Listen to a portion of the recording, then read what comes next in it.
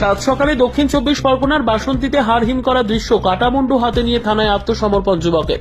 শনিবার সাত সকালে বাসন্তীর ভরতগড় এলাকায় এক মহিলার কাটামুন্ডু হাতে নিয়ে রাস্তা দিয়ে হাঁটতে হাঁটতে সোজা থানায় এসে আত্মসমর্পণ যুবকের।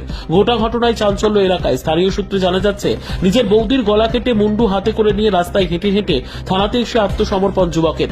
বাসন্তীর ভরতগড় এলাকার ঘটনায় তীব্র চাঞ্চল্য ছড়িয়েছে এলাকায়। ঘটনাস্থলে বাসন্তী থানার পুলিশ দেহটি উদ্ধার করে নিয়ে আসে। তবে স্থানীয় বাসিন্দারা জানাচ্ছে, মেয়েটির স্বামী 3 মাস আগে মারা গেছে। তারপরে ওই মহিলার আজ সকাল গাছ থেকে আমপাড়াকে কেন্দ্র করে বচসা শুরু হয় এবং সেই গন্ডগোলের পরে দেওর এই ঘটনা ঘটায়। দেহটিকে উদ্ধার করে নিয়ে আসে বাসন্তী থানার পুলিশ।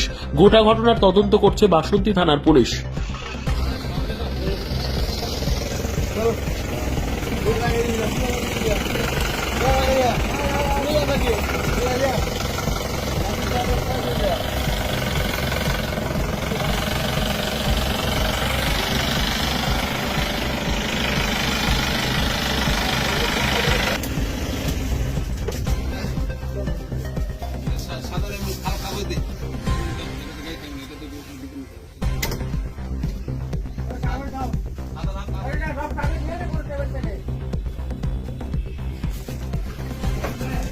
Solo.